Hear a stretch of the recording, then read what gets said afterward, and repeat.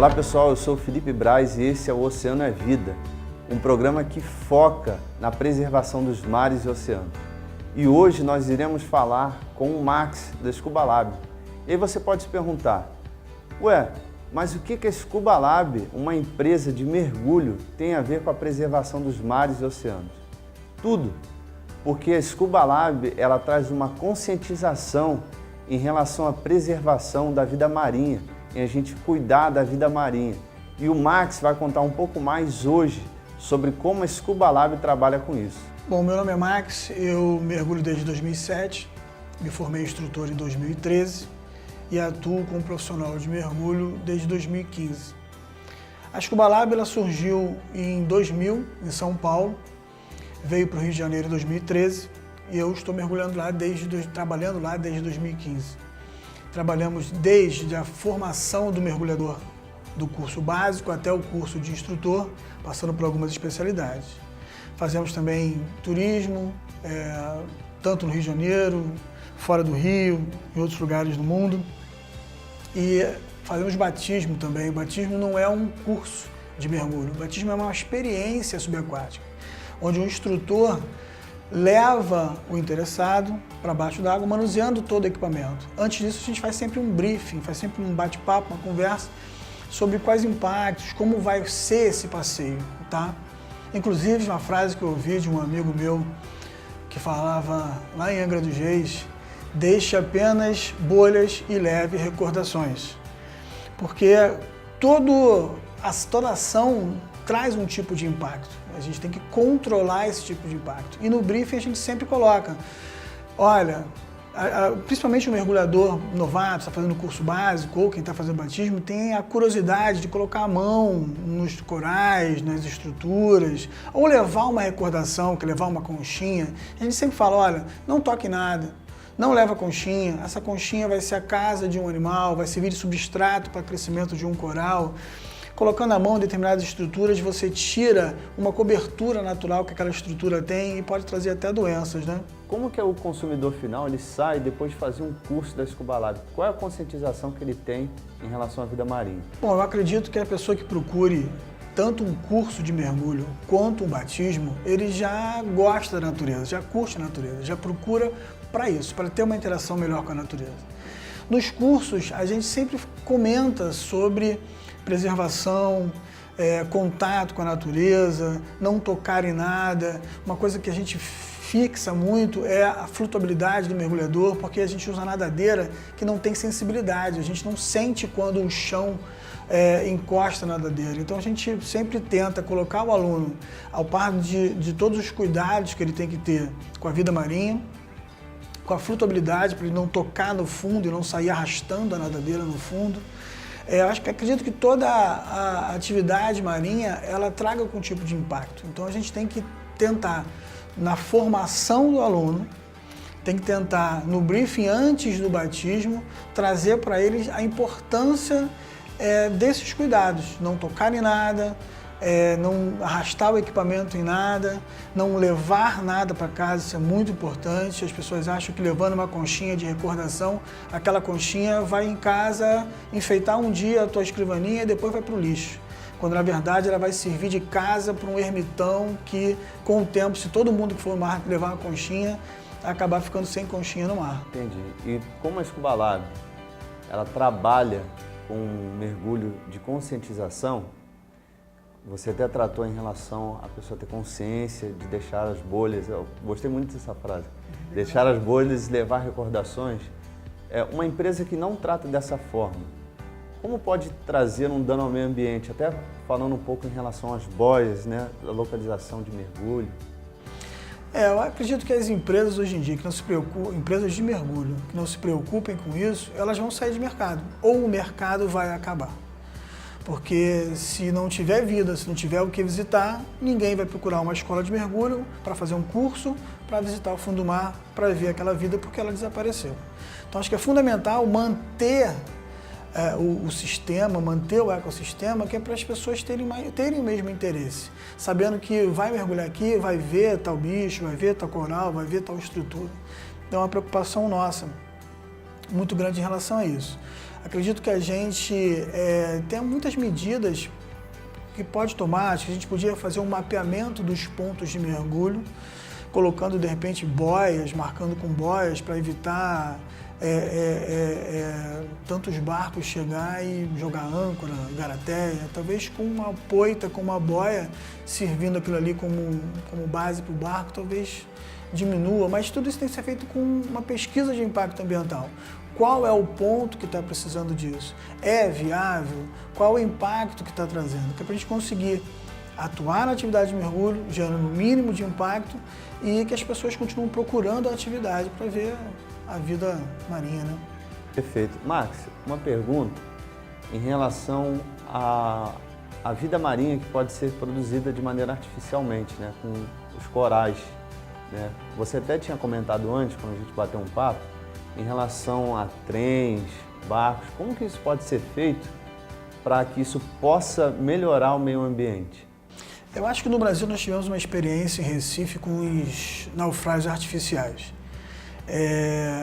Isso podia ser feito aqui, podia de repente botar um carro, um trem, um barco, um avião, não sei, qualquer dessas estruturas que estejam sem uso estejam, né, ocupando os pátios e os depósitos aí, para de repente preparar essas estruturas e colocar dentro d'água, em pontos, repito, com estudo impacto ambiental, qual o melhor ponto, melhor localização para aquela estrutura servir como um recife artificial. Ali vão fixar corais, aí se alimentando dos corais vêm peixinhos pequenos e se alimentando dos peixinhos pequenos vêm peixes maiores.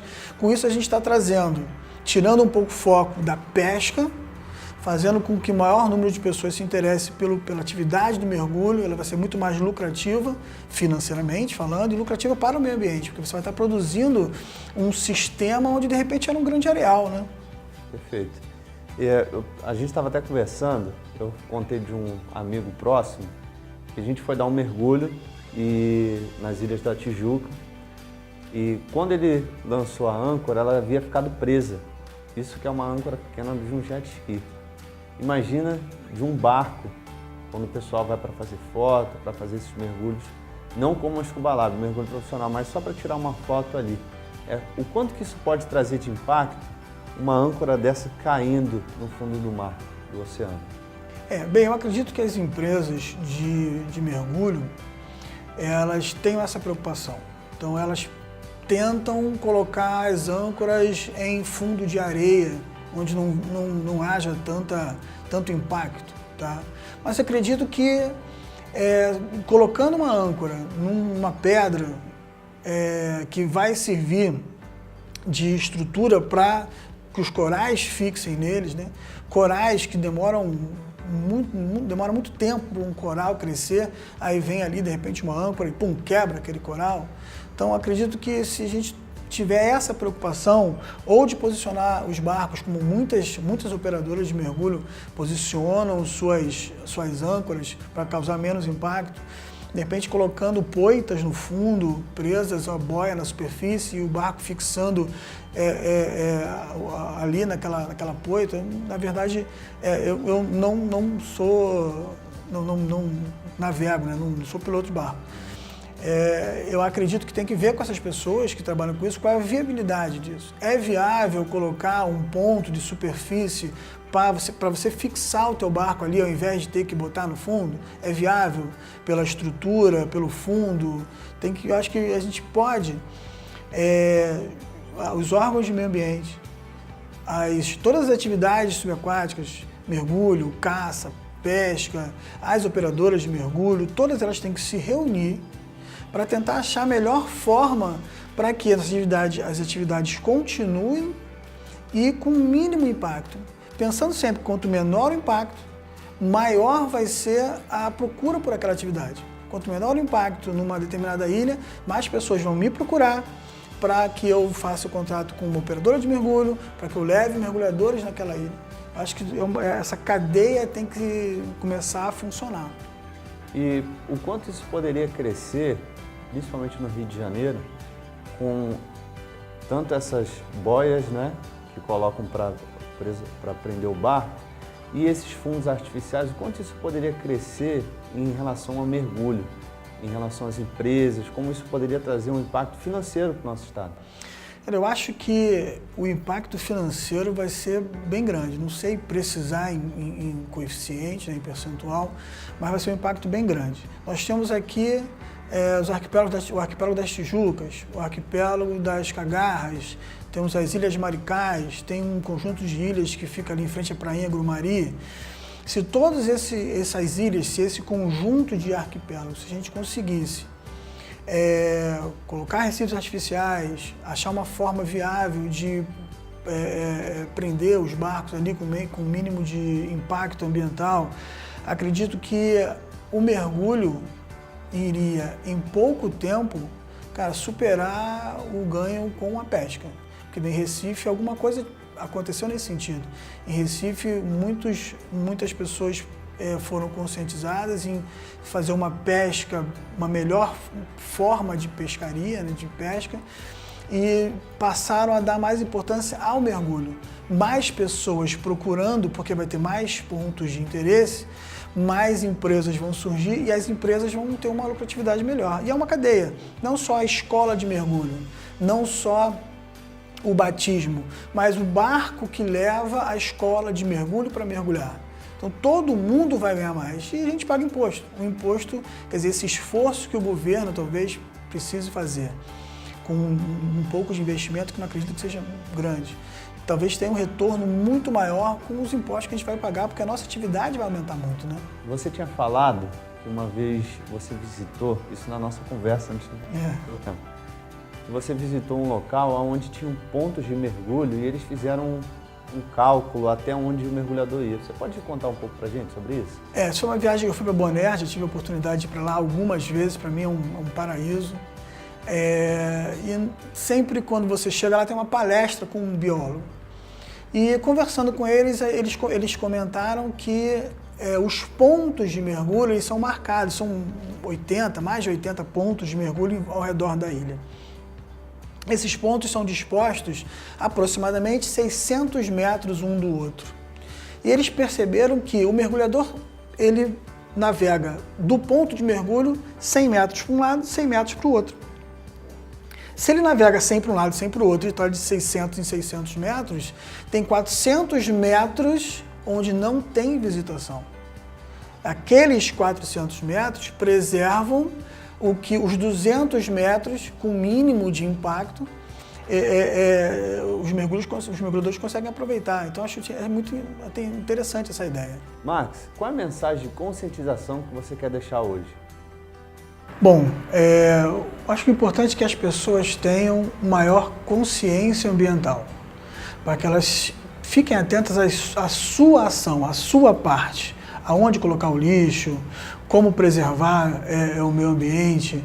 Se cada um fizer a sua parte e o governo fizer a parte deles, nós vamos ter um ambiente muito mais saudável, um ecossistema muito mais produtivo para que todas as atividades, direcionando para o meu foco, mergulho, para que todas as atividades, principalmente mergulho, consigam ter um ambiente muito melhor para trabalhar, as pessoas vão procurar atividade de mergulho e vão ter muito mais prazer no que elas vão ver e na conscientização que elas vão ter em praticar aquela atividade. Max, muito obrigado pela sua presença hoje, obrigado por trazer um pouco de conscientização para a gente refletir um pouco mais sobre a vida marinha e um pouco mais sobre como a gente pode ser melhor no nosso mar, no nosso oceano. Bom, eu que agradeço a oportunidade de vir aqui falar um pouquinho do meu mundo, um pouquinho do mergulho, um pouquinho da minha visão de como a gente pode tentar fazer um mundo melhor, um mar melhor pra gente aí. Muito obrigado. E você, fique comigo nesse programa que veio para fazer a diferença. Oceano é Vida na Bem Mais TV.